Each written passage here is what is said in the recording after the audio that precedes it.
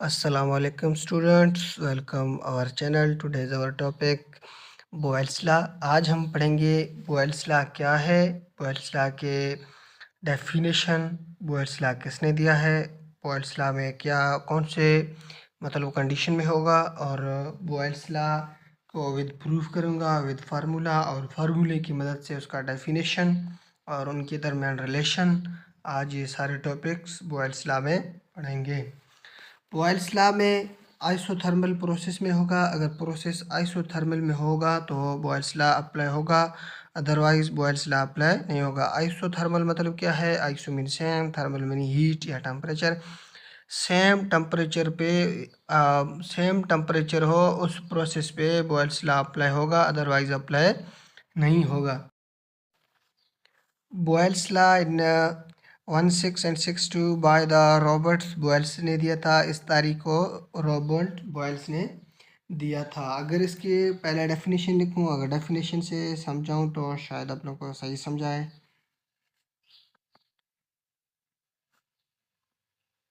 The volume of fixed amount of gas inversely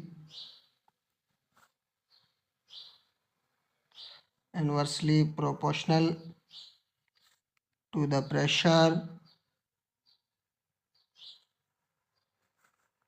at constant temperature।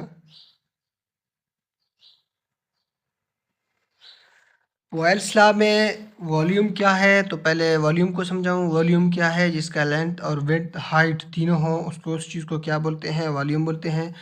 Fixed amount of gas मतलब gas का जो amount है, जो मिकदार है वो भी फिक्स होना चाहिए।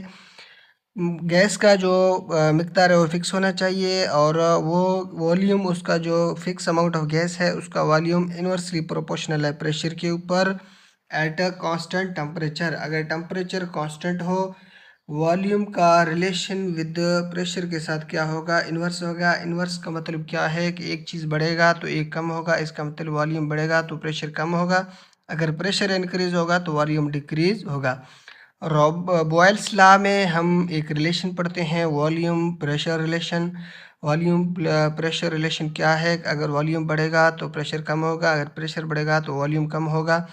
गैस का मिकदार क्या होना चाहिए? कांस्टेंट होना चाहिए, फिक्स होना चाहिए और टेम्परेचर का मिकदार भी फिक्स होना चाहिए, क्योंकि अगर टेम्परेचर फिक्स नहीं होगा तो वो टेम्परेचर वॉल्यूम के ऊपर अफेक्ट करेगा। अगर इसके फार्मूला से समझाऊं तो फार्मूला यहाँ से डेफिनेशन से बनाएंगे कि वॉल्यूम जो है वो इन्वर्सली प्रोपोर्शनल है किसके साथ? प्रेशर के साथ। इसके साथ प्रेशर के साथ। लेकिन एक चीज़ क्या है? कांस्टेंट है। एट कांस्टेंट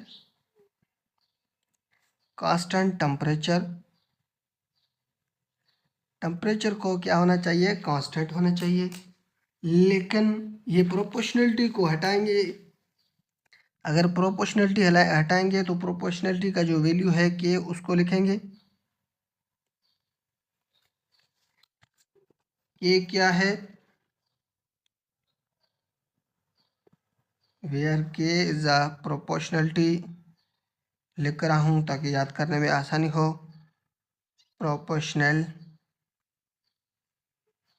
प्रोपोर्शनलिटी कांस्टेंट, ये क्या है? प्रोपोर्शनलिटी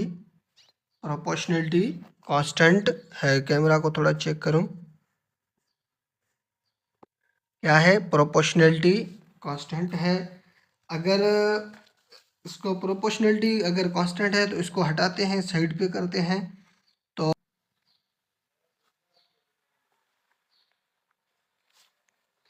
ये फार्मूला बन गया है किस चीज़ का? Boyle's law. अगर फार्मूला से अगर डेफिनेशन समझाऊं तो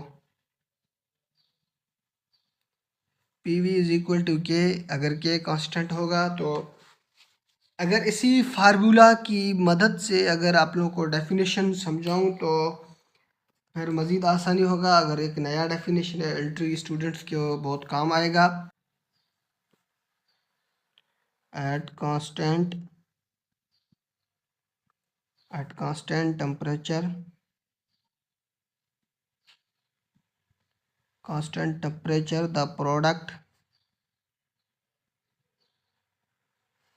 the product